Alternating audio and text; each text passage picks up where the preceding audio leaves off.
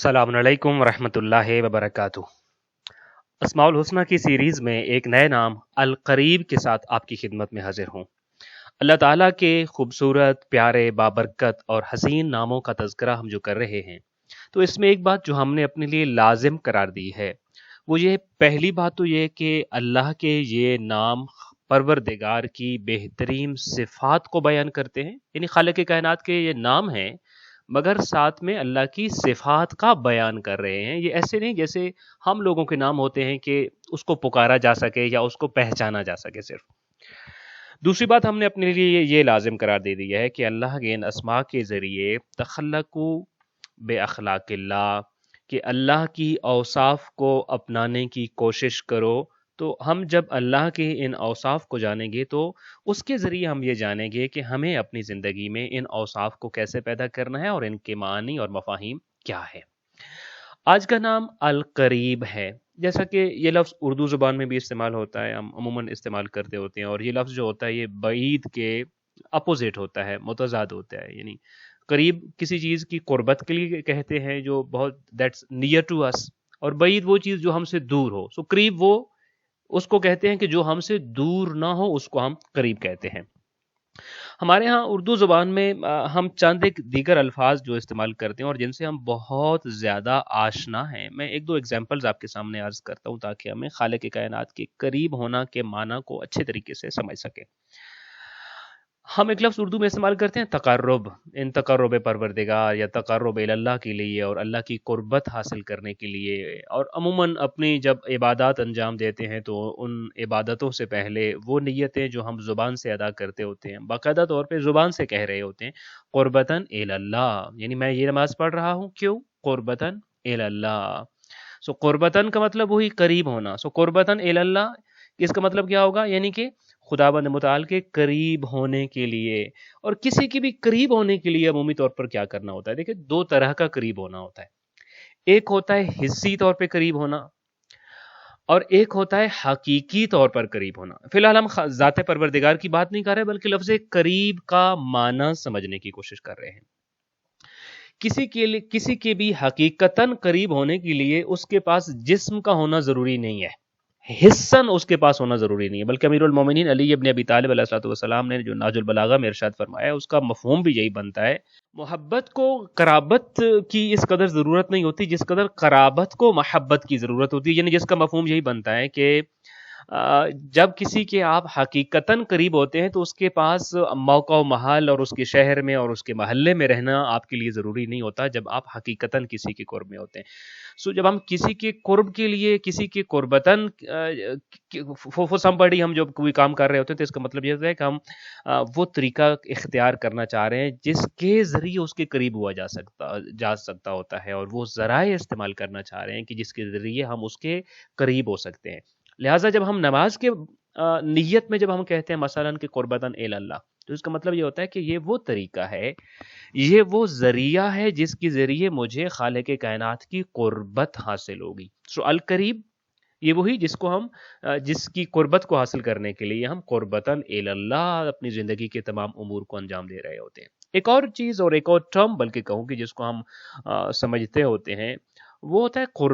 قربان ہونا، اور فلاں چیز فلاں پہ قربان ہو گئی، یا قربانی، ایون عید الفطر پہ قربانی ہم پیش کرتے ہوتے ہیں، یا قربانی پیش کرنا، یا قربانی کا لفظ اردو زبان میں بہت زیادہ استعمال ہوتا ہے۔ ایک حدیث ہے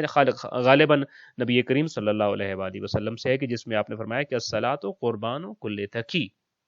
قربان کا کیا مطلب ہوتا ہے؟ یعنی وہ چیز جس سے خدا کا قرب چاہا جائے اور خدا کے قریب ہوا جائے۔ تو ہر وہ چیز کہ جس کے ذریعے آپ خدا کے قریب ہوتے ہیں وہ آپ کی طرف سے قربان ہوتا ہے، یعنی تقرب کا ذریعہ ہوتا ہے، قریب ہونے کا سبب بن رہا ہوتا ہے، وہ طریقہ ہوتا ہے جس سے آپ خداوند متعال کے قریب ہو سکتے ہیں۔ قربتاً اللہ بھی ہم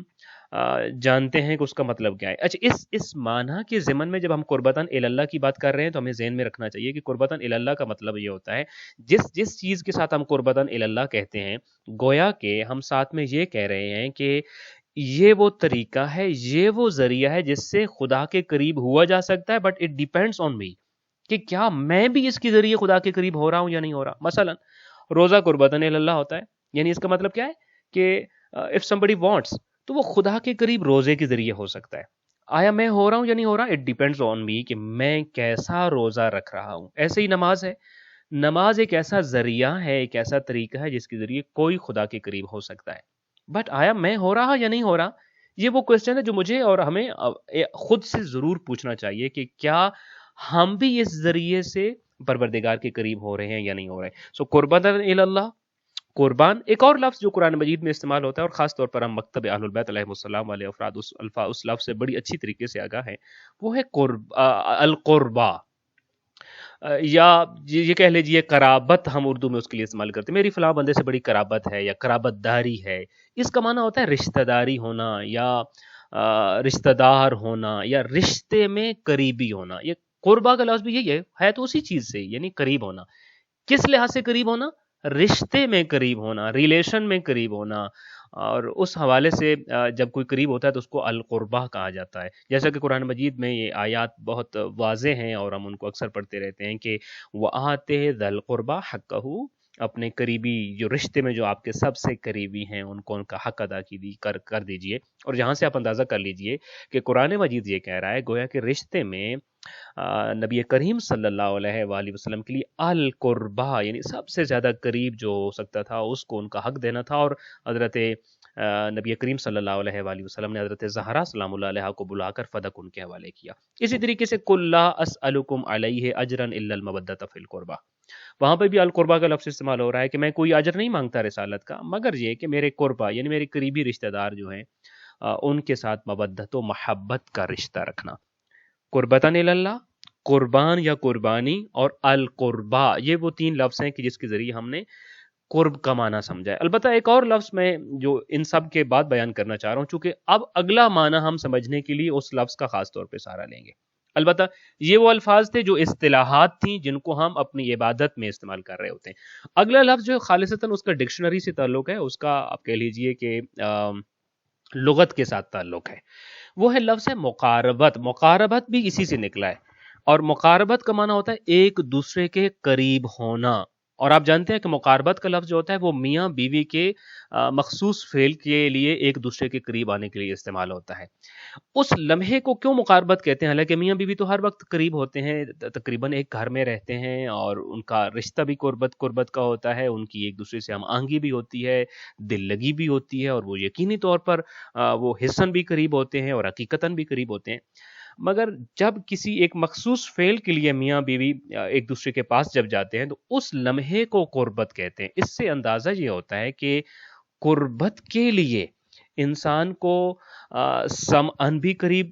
جس کے آپ قریب ہیں اس کے لیے ضروری ہے کہ آپ سمعن بھی قریب ہوں، بصرن بھی قریب ہوں، حسن بھی، حقیقتاً بھی، لمسن بھی، اور علمن بھی اس کے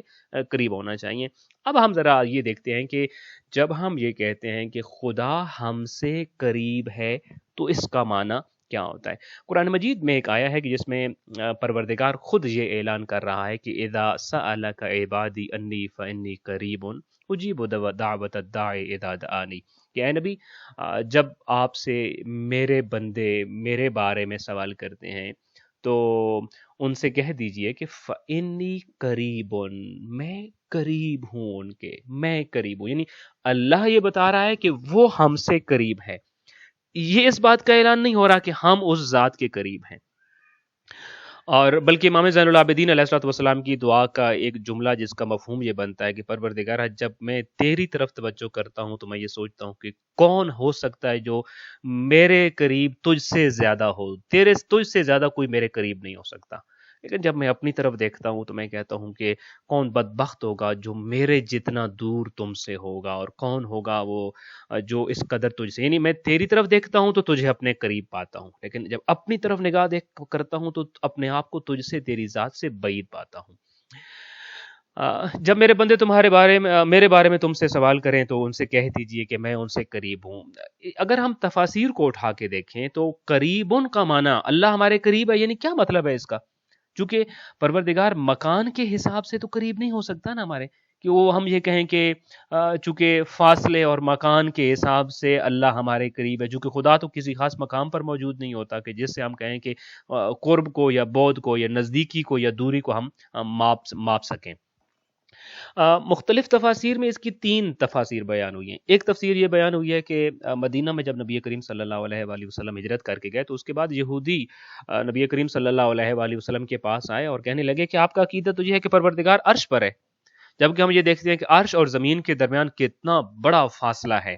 تو پھر خدا ہماری بات کیوں کر سن سکتا ہے؟ تو پروردگار نے ان کے اس سوال کے جواب میں یہ آیا نازل کی، اور جس میں ارشاد فرمایا کہ میں تمہارے قریب ہوں۔ کچھ روایات یہ ہیں کہ یہ کہتی ہیں کہ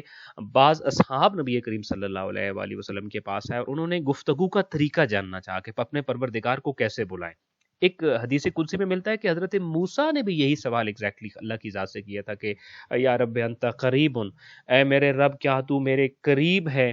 فاونادی کا تو تمہیں میں آواز دوں، ندا دوں، ام بعید فاوناجی کا یا کہ تو دور ہے تو مناجات کروں۔ تو یہاں بالکل سیم وہی روایت ملتی ہے کہ اصحاب آئے کہ یا رسول اللہ، اللہ کی ذات ہم سے قریب ہے، تو آیا یہ زیادہ مناسب ہے کہ ہم آہستہ آہستہ اس سے مناجات کریں، آہستہ آہستہ دعا مانگیں، یا کہ پھر وہ بعید ہے اور ہمیں بآواز بلند اور زور زور سے اس کو پکارنا چاہیے؟ تو اس سوال کے جواب میں یہ آیا نازل ہوئی کہ اذا سألک عبادی انی، میرے بارے میں جب یہ پوچھ رہے ہیں میں قریب ہوں یا دور ہوں، تو ان سے کہو فینی قریب ہوں، میں قریب ہوں، جو بھی مجھے پکارتا ہے میں اس کو جواب دیتا ہوں۔ جبکہ ایک اور روایت میں یہ ہے کہ کسی ایک غزوہ میں، اور میں نے 2 طرح کی روایات پڑھی ہیں، ایک روایت ہے غزوہ خیبر، جبکہ ایک روایت غالباً غزوہ بدر یا احد کے حوالے سے ملتی ہے کہ جب نبی کریم صلی اللہ علیہ وآلہ وسلم اپنے اصحاب کے ہمراہ اس جنگ میں اور اس غزوہ میں تشریف لے جا رہے تھے، تو رستے میں ایک وادی آئی اور اس وادی پہ چھوٹے چھوٹے ٹیلے تھے، تو ایک ٹیلے پر جب لشکر اسلام چڑھنا شروع ہوا تو اور ویسے بھی آپ جانتے ہیں کہ حکم یہ ہے کہ جب آپ بلندی کی طرف چڑھتے ہیں تو اللہ اکبر کی صدا بلند کیجئے، اور جب آپ پستی کی طرف ہو جا رہے ہوں تو سبحان اللہ کی صدا کو بلند کیجئے۔ تو اصحاب نے جب اس ٹیلے کی طرف یہ لشکر اسلام چڑھنا شروع ہوا تو سارے لوگوں نے بآواز بلند تکبیر بلند کی اور اللہ اکبر لا الہ الا اللہ کا ایک لحاظ کہہ لیجئے کہ نعرہ بلند کیا۔ تو تب نبی کریم صلی اللہ علیہ وآلہ وسلم نے ان سے یہ فرمایا کہ ایھا الناس الزموا انفسکم فانکم لا تدعون صما ولا غائبا انکم تدعون سمیعا بصیرا قریبا، کہ خدا قریب ہے یا دور ہے؟ قریب کا معنی کیا ہے؟ اس ایک واقعے میں بڑا خوبصورت انداز میں نبی کریم صلی اللہ علیہ وآلہ وسلم کی اس حدیث میں ہم سمجھ سکتے ہیں کہ آپ نے فرمایا لوگوں یہ کس طرح سے اپنے پروردگار کو پکار رہے ہو، اور اپنی جانوں کے اوپر بھی ظلم ڈھا رہے ہو تم، کہ اتنا بآواز بلند جب پکارو گے تو تھک جاؤ گے۔ تو فرمایا کہ دیکھو جس کو تم بلا رہے ہو لا تدعون سمن ولا غائبن، نہ تو وہ غائب ہے اور نہ ہی کوئی ایسی ذات ہے کہ جس کو سنانے کے لیے تمہیں اتنی بلند آوازیں نکالنا پڑے، بلکہ فرمایا کہ انکم تدعون، تم جس کو پکارتے ہو وہ سمیع بھی ہے، بصیر بھی ہے اور قریب بھی ہے۔ اچھا، یہ صرف اس روایت کے اندر ہی نہیں بلکہ ہم یہ دیکھتے ہیں کہ مختلف آیات قرآنی میں بھی جب اللہ کی ذات کے لیے قریب کا لفظ استعمال کیا گیا ہے تو بعض جگہ سمیعون کا لفظ استعمال ہوا ہے، بعض جگہ بصیرون کا لفظ استعمال ہوا ہے، بعض جگہ جو ہے وہ مجیبن کا لفظ استعمال ہوا ہے۔ یہ ایک خاص قرآن کی ایک روش ہے۔ آپ عمومی طور پہ دیکھتے ہیں نا قرآن مجید کی مختلف آیات جب آپ پڑھتے ہوتے ہیں تو اس کے آخر میں 2 اسماء حسنہ مل کے ایک ساتھ آ رہے ہوتے ہیں، مثلا جیسے علی القبیر آ رہا ہوتا ہے، علی العظیم آ رہا ہوتا ہے، غفور الرحیم آ رہا ہوتا ہے، حمید مجید آ رہا ہوتا ہے۔ یہ 2 اسماء حسنہ مل کے ان کا جو ہے وہ جوڑا جوڑا آ رہے ہوتے ہیں، چونکہ ان دونوں کا ایک دوسرے سے بڑا گہرا تعلق ہوتا ہے۔ قریب ان کا اگر معنی آپ سننا چاہتے ہیں، جاننا چاہتے ہیں تو قریب مجیب، سمیع قریب، بصیر،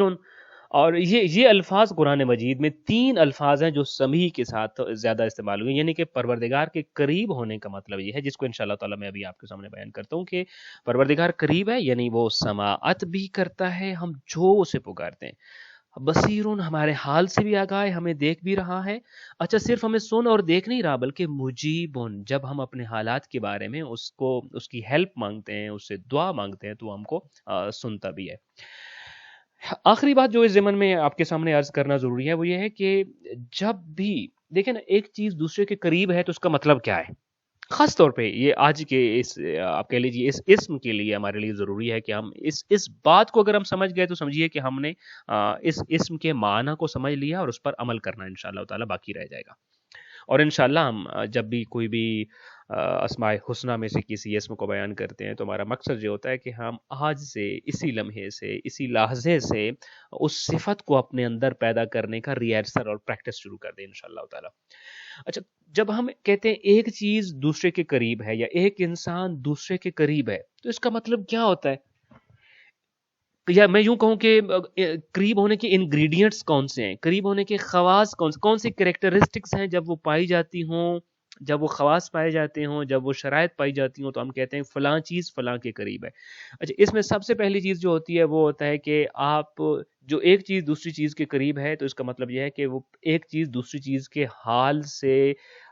واقف ہونی چاہیے اور اس کو واقف حال ہونا چاہیے۔ دوسرا یہ کہ وہ ایک چیز دوسری چیز کو اگر قریب ہے تو وہ کم از کم اس کو دیکھ سکتی ہو، کم از کم اس کو سن سکتی ہو، اور کم از کم وہ چیز اس کے علم میں بھی ہو۔ اگر وہ چیز علم میں بھی نہیں ہے، سنی بھی نہیں جا سکتی، محسوس بھی نہیں کی جا سکتی، اس کے بارے میں واقف حال بھی نہ ہو، تو وہ کبھی بھی وہ دو چیزیں قریب نہیں ہو سکتی ہیں۔ جب خدا ہمارے قریب ہے تو اس کا مطلب یہ ہے کہ وہ ہمارے حال سے واقف، وہ ہماری آواز کو سننے والا، اور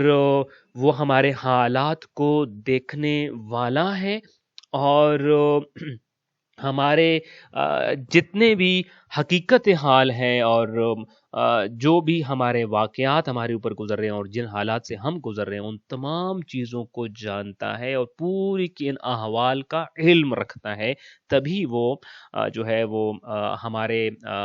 قریب ہے، ادروائز وہ قریب نہ ہوتا۔ مثلا جیسے میں نے ابھی آپ کے سامنے عرض کیا کہ قریب کے ساتھ جب ہم بصیر کہتے ہیں تو اس کا مطلب یہ ہے کہ وہ قریب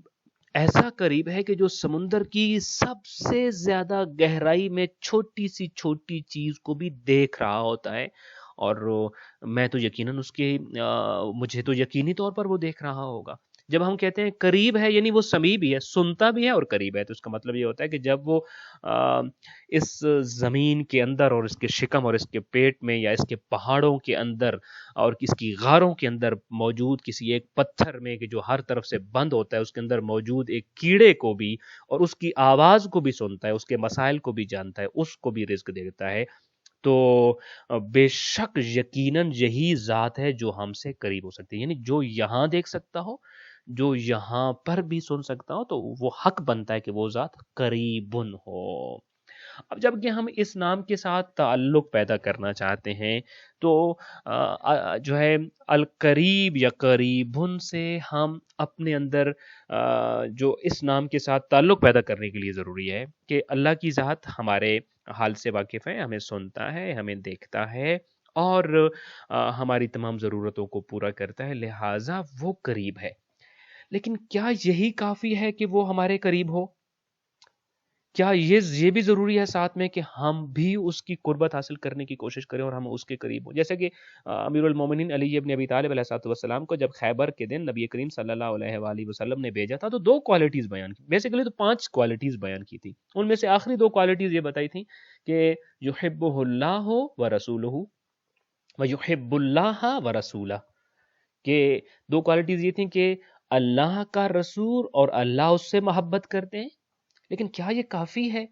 کہ اللہ کا رسول اور اللہ ہم سے محبت کرتے ہوں، اللہ کا رسول اور اللہ ہم سے قریب ہوں اور ہمارے شہر سے زیادہ قریب ہوں؟ کیا یہ کافی ہے؟ یا یہ بھی ضروری ہے کہ یحب اللہ و رسولہ، کہ ہم بھی اللہ سے اور اس کے رسول سے محبت کرتے ہوں اور ہم بھی اللہ سے اور اس کے رسول سے قریب ہوں؟ یہ ضروری ہے ان رسپانس ٹو دیٹ قریب کہ جو اللہ کی ذات ہمارے ساتھ ہے۔ ہاں، ضروری ہے کہ ہم بھی اپنے اللہ کے قریب ہونا چاہیں۔ جیسے میں نے پہلے ابھی آپ کے سامنے عرض کیا کہ اللہ کے قریب ہونے کے لیے ایسا نہیں ہے کہ اس کا کوئی مکان ہے یا کوئی ایک فاصلہ ماپا جائے گا اور اس فاصلے کو ماپ کر دیکھا جائے گا کہ کون قریب ہے اور کون بعید ہے، بلکہ حقیقتاً آپ قرآن مجید کو اٹھا کے دیکھ لیجئے، روایات کو اٹھا کے دیکھ لیجئے، اور ائمہ اہل البیت علیہم السلام کی سیرت کو اٹھا کے دیکھ لیجئے، تو آپ کو معلوم ہوگا کہ خدا کے قریب ہونے کا مطلب یہ ہے کہ انسان جس قدر اپنے اندر خدا کی صفات پیدا کرتا ہے، جس قدر اور جتنی اللہ کی صفات اس کے اندر منعکس ہوتی ہیں، اسی قدر وہ خدا کے قریب ہوتا ہے۔ یعنی یہی جس کو ہم اسماء الحسنہ میں جو چیز ہم پڑھ رہے ہیں، اللہ کی صفات سے آگاہ ہو اور ان صفات کو اپنے اندر پیدا کرے، ان صفات کا عکس اپنے اندر لے کر آئے. جس قدر وہ صفات ہمارے اندر آئیں گے اور جتنا بڑا عکس ہمارے اندر ان کا آ رہا ہوگا، اسی قدر ہم خدا کے قریب ہو رہے ہوں گے. اور یہ کوئی مفروضہ نہیں ہے جس کو میں آپ کے سامنے بیان کر رہا ہوں، بلکہ سورہ العلق ورس نمبر 19 میں اللہ کی ذات نے خود یہی فرمایا، یہی طریقہ بتلایا ہے اس نے کہ تم میرے قریب ہونا چاہتے ہو تو اس کا طریقہ کیا ہے؟ لا تطعہ واسجد واقترب. لا تطعہ یعنی کہ اس کی بات قطعا نہ ماننا، جو اللہ کی راہ سے گریز کرتا ہے اور ہٹ رہا ہوتا ہے کبھی اس کی بات نہ ماننا، کبھی اس کے قریب نہ جانا، کبھی اس کی اطاعت نہ کرنا. وسجد اور سجدہ بجا لانا. میں اگر اس کا وسیع معنی کروں تو یہ ہوگا خدا کے قوانین کی اطاعت کرنا، واقترب اور اس طرح خدا کے قریب ہو جانا. تو خدا کے قریب ہونے کے لیے خدائی قوانین کو فالو کرنا ہوتا ہے، اور وہ خدائی قوانین ہمیں اپنے اندر اللہ کی پاکیزہ صفات کا عکس دیکھنے، اپنے اندر ان کا عکس پیدا کرنے کی جو ہے وہ مشق کرواتے ہیں، اور ہمیں یہ صلاحیت دیتے ہیں کہ ہم اللہ کی پاکیزہ اور بہترین صفات کو اپنے اندر پیدا کرنے کی کوشش کریں، اور حتی الامکان ان کو اپنے اندر محسوس کریں اور ان کو ایکسپیرینس کریں. اب جب کہ ہم نے یہ جانا کہ خداوند متعال قریب ہے، تو آئیے اپنے لیے دو باتیں طے کر لیتے ہیں. پہلی بات تو یہ کہ ہم اللہ کے قریب ہونا ہے، لیکن دوسری بات یہ کہ اس کا طریقہ کیا ہے. حضرت موسیٰ علیہ الصلوۃ والسلام سے خدا کی ذات نے کہا کہ موسیٰ میں بیمار ہوا تو میری عیادت کے لیے نہیں آیا، میں بھوکا تھا تو نے مجھے کھلایا نہیں، اور مجھے لباس کی ضرورت تھی تو نے مجھے لباس نہیں دیا. تو حضرت موسیٰ نے کہا پروردگارا، تو ان چیزوں کا محتاج نہیں ہے، یہ تو بندہ ہوتا ہے جو ان چیزوں کا محتاج ہوتا ہے. تو اللہ کی ذات نے فرمایا کہ اگر تو کسی مریض کے پاس جاتا، اس کی عیادت کرنے کے لیے جاتا، تو مجھے اس کے پاس پاتا. تو اگر کسی بھوکے کو کھانا کھلانے جاتا تو اس کے پاس مجھے دیکھتا. تو کسی ضرورت مند کی ضرورت پوری کرنے جاتا تو مجھے وہاں اس کے پاس دیکھتا. گویا کہ تم نے جب کسی مریض کی عیادت کی، کسی بھوکے کو کھانا کھلایا، کسی ضرورت مند کی ضرورت کو پورا کیا، تو وہاں میں پہلے سے موجود تھا. تو نے یہ سارے کام میرے لیے کیے ہیں. ان کی ضرورتوں کو پورا کرنا، میری ضرورتوں کو گویا کہ پورا کرنا ہے. ان کے قریب ہونا گویا کہ میرے قریب ہونا ہے. تو آئیے ہم اللہ کی ذات کے قریب ہونے کے لیے انشاءاللہ تعالی اسی طریقہ کو انتخاب کرتے ہیں کہ اس کے بتائے گئے قوانین شریعت اور اس نے جو اصول وضع کیے ان کو فالو کریں گے، اور اس کی مخلوقات کی محبت کے ذریعے محبت پروردگار کے قابل بنائیں گے اپنے آپ کو، اور اس کی مخلوقات کا قرب حاصل کر کے قرب پروردگار انشاءاللہ تعالی حاصل کریں گے. دعا ہے خالق کائنات ہمیں اپنی زندگی میں تمام شریعت کے قوانین پر عمل پیرا ہونے کی توفیق عطا فرمائے، اور قرب پروردگار حاصل کرنے، تقرب پروردگار حاصل کرنے کی توفیق عطا فرمائے. اور ہم جتنے کام بھی قربتاً الی اللہ کرتے ہیں، خالق کائنات ان کے ذریعے ہمیں اپنے اللہ کے قریب ہونے اور ان کاموں کے ذریعے اپنے اندر خدائی صفات کو پیدا کرنے کی توفیق عطا فرمائے. السلام علیکم ورحمۃ اللہ وبرکاتہ.